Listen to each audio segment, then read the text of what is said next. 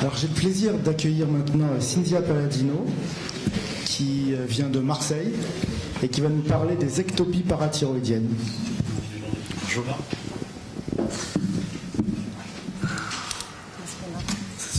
Bonjour à tous, merci.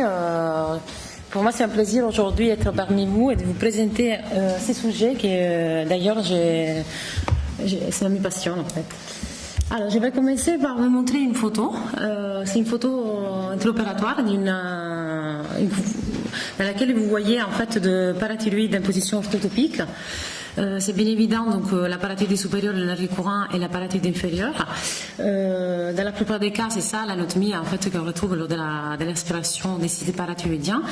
Et dans les cas d'une bonne localisation à l'imagerie, donc une imagerie échographie, donc scintigraphie qui sont concordantes, on peut proposer au patient en fait un abord focalisé qui est variable selon la localisation de l'adénome. Est variable, ça peut être en fait un abord miniopène ou un abord endoscopique. Ici, vous voyez la photo en fait un abord miniopène. Vous voyez la première photo en fait une incision d'1 centimètre et la photo périopératoire est fine. À la fin, vous voyez en fait une photo de post-opératoire.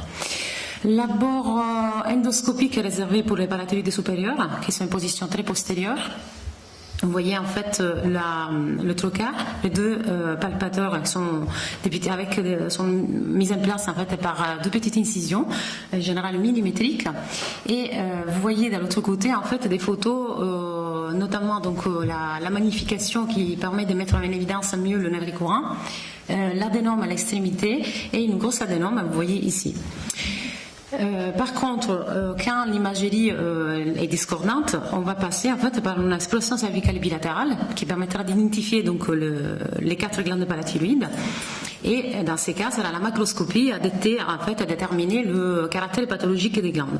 Donc, en général, tout ça repose sur l'expérience du chirurgien et sur les connaissances aussi du chirurgien.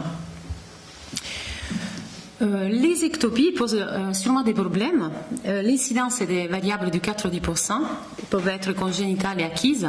L'exemple des pathologies des ectopies acquises sont, par exemple, on le retrouve souvent pour les P4, des grosses adénomes en fait, qui migrent derrière le lobe thyroïdien et qui, en général, quand sont opérés par des chirurgiens qui n'ont pas l'expérience, en fait, ne sont pas visibles à l'exploration. Donc, pour ce type de chirurgie, il faut bien connaître l'anatomie, mais surtout, il faut bien connaître l'embryologie. Effectivement, les glandes P4, dont vous voyez ici en fait un parcours embryologique est très court. Dans les 85% sont localisés en fait à l'arrière des lobes thyroïdiens. Et vous voyez en fait à la photo, vous voyez en fait qu'ils sont en général localisés dans cette aire ici, donc entre la cartilage du thyroïde et l'épaule supérieure. Donc si les P4 sont manquants, on manque en fait lors de l'exploration. La glande manquante est un P4, il faut l'aller chercher à cet endroit-là.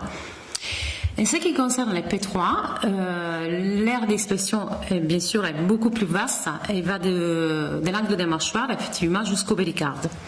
Dans la plupart des cas, une situation orthotopique on le retrouve au niveau du pôle inférieur et au niveau du ligament thyroïdique, mais parfois en fait, comme ils migrent avec le thymus, ils peuvent être très bas situés. Donc, en ce qui concerne l'imagerie pour tous les patients, donc on réalise une échographie et la scintigraphie qui peut être intégrée avec l'aspect CT.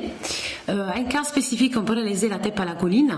La TEP à la choline, donc c'est une TEP qui est réalisée avec ces marqueurs qu'elle a la choline, ces traceurs qui d'ailleurs elle est un traceur utilisé pour la prostate, mais on peut l'utiliser pour les glandes parathyroïdes en cas de négativité de la MIBI, de la scintigraphie au système IB, et après le scanner l'IRM pour des cas spécifiques. Je vais vous présenter des cas plutôt rapidement. Alors, j'ai une patiente, en fait, j'ai opéré il y a, je crois, 2 années. C'est une femme de 55 ans, chez laquelle, en fait, j'avais une imagerie totalement négative. Donc, l'échographie, la scintigraphie était négative. Je vais réaliser une exploration cervicale bilatérale. J'ai identifié 4 glandes et un adénome de la parathyroïde inférieure droite. Je réalise donc l'ablation et j'ai pas, la patiente persiste, en fait, il y a une persistance de l'hyperparathyroïdie. Donc, on n'a pas de chute l'appareil hormonal. Je réalise une nouvelle imagerie, notamment je fais un scanner et une scintigraphie, et on retrouve un adénome surnuméraire au niveau de la gouttière jugulo-carotidienne, qui vous voyez en fait la photo, alors la scintigraphie, vous la voyez ici, était juste au-dessus du pôle supérieur, et ça, c'est la photo périopératoire. Vous voyez la carotide et l'adénome qui est cette situation-là. Un autre cas, c'est une femme de 65 ans qui avait une MIBI dans une scintigraphie et une échographie qui identifiait un adénome de la P4 droite, donc la parathyroïde supérieure. Cette patiente est abordée par un abord endoscopique latéral droit. Ici, vous voyez la photo, en fait, vous voyez la scintigraphie, vous voyez que l'adénome est vraiment au milieu. Et si on va regarder la tomo, on dirait qu'il est plutôt à droite. Donc, elle était abordée par un abord endoscopique latéral droit. Et on a retiré, en fait, la parathyroïde supérieure droite. L'appareil hormonal, vous voyez ici, en fait, qui persiste, des 14, bien sûr, il monte en plus, 18. Donc, on a une persistance. On décide de réaliser une exploration cervicale bilatérale chez cette patiente. On retrouve à droite la parathyroïde inférieure qui était normale, la parathyroïde supérieure qui était normale, les deux parathyroïdes inférieures sont normales, et on ne retrouve pas la P4 gauche. La P4 gauche, on voit en fait un pédicule. Il s'agit d'une glande, en fait, vous voyez ici, qui avait un gros pédicule, et la glande était totalement migrée en position rétro-œsophagène. Et ce qu'on voyait, en fait, c'est juste le pédicule vasculaire. La glande était totalement de l'autre côté, derrière l'œsophage.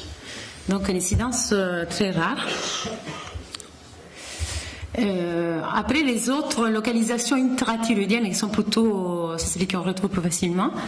Ça, c'est une P4 qui était incluse dans le lobe. En général, la simple ouverture de la capsule permet de faire réaliser l'ablation de l'adénome.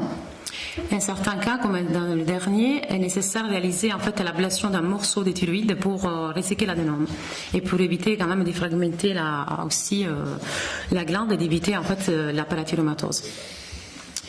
Alors ça, c'est une autre patiente que je n'ai pas encore opérée. C'est une patiente en fait qui a l'adénome en position au niveau de la crosse de l'aorte, localisation très basse, et effectivement elle est au niveau de l'origine de la carotide, entre la carotide et la sous-clavière. Et ici, vous voyez au scanner. Donc, quoi faire chez cette patiente? Donc, on va décider quel type d'abord réaliser. Parce qu'il faut considérer quand même l'âge des patients. Donc, en général, pour les glandes qui sont très bas situées, on peut réaliser la thymectomie. Et en général, les glandes remontent, mais ça ne dit pas en fait des patients. C'est pas faisable chez tous les patients. Voilà. Et le dernier cas. C'est une patiente, en fait, j'ai opéré récemment. Vous voyez l'adénome parathyroïdien ici, très bas situé. C'est un patient, en fait, qui avait déjà bénéficié d'une thyroïdectomie totale et avec exploration des sites parathyroïdiens. Et en fait, le chirurgien qui l'avait opéré, il avait fait une thyroïdectomie totale, l'ablation de l'adénome parathyroïdien. Il a bien identifié 3 glandes et le patient, il avait une persistance de l'hyperparathyroïdie.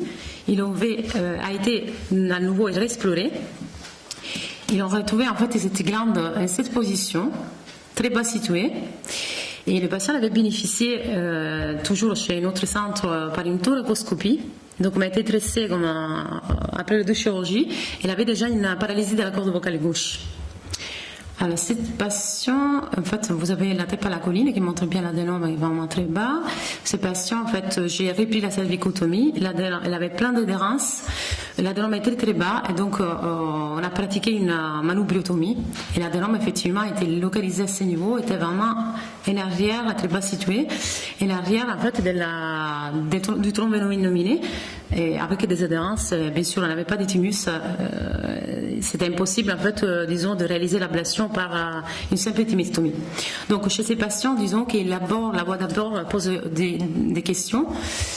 Bien sûr, il faut l'importance donc de la localisation par imagerie, c'est la première chose. Il faut enlever bien sûr les glandes pathologiques, pas les glandes normales. Il ne faut pas s'arsener à chercher en fait une glande quand on ne la trouve pas. Il faut connaître donc l'anatomie et l'embryologie, aller la chercher là où il faut. Il faut savoir qu'il y a quand même une exploration trop agressive ou quand même une réintervention expose le patient à un risque accru des comorbidités. Et surtout, comme il disait toujours le professeur Henry, il ne faut jamais être pressé et utiliser la tête en fait lors de ce type d'exploration. Voilà, merci. Merci beaucoup. Des questions, des commentaires?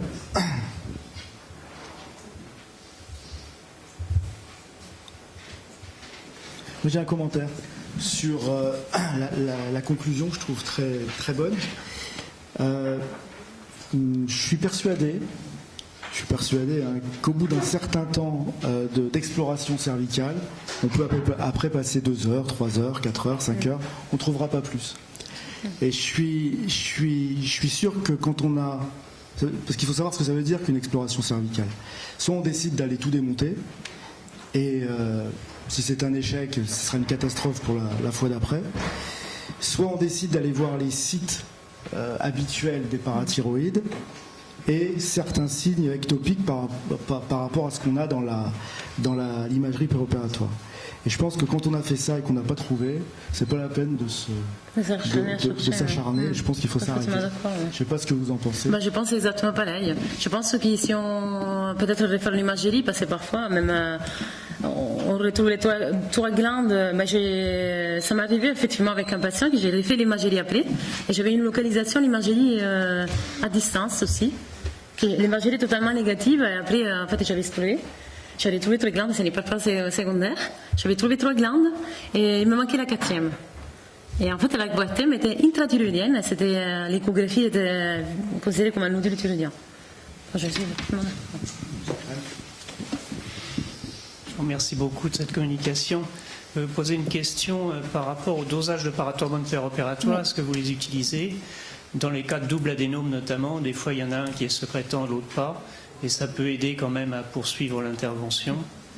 Et une chose auquel on peut penser aussi dans le même domaine, c'est d'essayer de latéraliser les choses en faisant des dosages préopératoires de parathormones dans les veines jugulaires, ce qui permet des fois de savoir si c'est à droite ou à gauche, quand il y a un gradient. Oui. Alors, en fait, pour toutes les procédures, on utilise toujours le parathormone périopératoire. On fait un dosage systématique en fait, à l'induction, on le fait à l'incision, et après on le fait à l'ablation, et après nous, on a l'habitude de le faire à 5, à 15, à 30 minutes. Donc en fonction, la patiente va à la salle de réveil, et effectivement, on attend les résultats, et après s'il faut la répondre, en fait, tous les patients sont informés déjà avant de la reprise éventuelle de la chirurgie. Pour ce qui concerne les dosages dans les veines, les dosages en fait, ça, encore, ça n'a pas... Je n'ai pas encore utilisé, mais je pense que ça peut aider. Oui. Éric Miraillet. Une question sur les glandes intrathyroïdiennes. Est-ce que vous prévenez vos patients que potentiellement vous leur faites une lobectomie thyroïdienne uniquement si l'échographie préopératoire retrouve un nodule thyroïdien, même si a priori on ne part pas sur un adénome intra? Parce qu'on a une expérience nantaise que doivent connaître les Parisiens parce que la patiente a été transféré, où on a finalement fait une lobectomie sur ce qui nous paraissait être un adénome intrathyroïdien, avec en plus un gag de dosage de PTH-PEROP, donc une chute de parathormone. On se dit qu'elle est guérie. La patiente n'était pas guérie, j'avais dû dévasculariser l'adénome sans l'enlever. Et elle a porté plainte, enfin elle a réclamé une compensation financière pour préjudice d'une lobectomie thyroïdienne. Et le principal reproche qui nous a été fait, c'est de ne pas avoir dit en préopératoire que potentiellement elle aurait une lobectomie thyroïdienne. Ouais. Alors, ça m'est arrivé plusieurs fois d'avoir des patients avec des adénomes intrathyroïdiennes. Alors, le dernier, je l'ai opéré récemment. En fait, ce patient, il a 2 glandes intrathyroïdiennes. C'est vraiment très rare. Alors, en fait, j'avais une scintigraphie qui fixe seulement la glande à gauche, et à droite, j'avais simplement le nodule. Mais l'image échographique, ça faisait vraiment adénome, même si la scintigraphie ne fixait pas. Donc, j'ai fait un mini-abord de l'autre côté. En plus, la glande était vraiment on pouvait parfois, en fait, on peut ouvrir la capsule et retirer simplement l'adénome. Mais on a des patients, en fait, pour lesquels il faut vraiment faire la lobectomie, ou quand même réséquer le pôle inférieur ou le pôle supérieur. Donc, en général, je préviens les patients en informant de ça, parce qu'effectivement, il y a beaucoup de patients qui refusent la lobectomie. Ça m'est arrivé. Et ces patients particuliers, en fait, j'ai fait l'ablation de l'adénome gauche. Et l'emparathormone un peu limite supérieure, à mon avis, il a une glande de l'autre côté. Donc, il est un peu venu que je pense que je vais le récupérer. Voilà. Oui, est-ce que vous pourriez, pour ceux qui ne sont pas spécialistes, nous préciser les indications dans la chirurgie de l'adénome parathyroïdien. Et est-ce qu'il y a eu une évolution dans cette chirurgie? Est-ce qu'on a changé les indications? Alors, le diagnostic est essentiellement biologique. Donc, ce n'est pas un diagnostic par imagerie.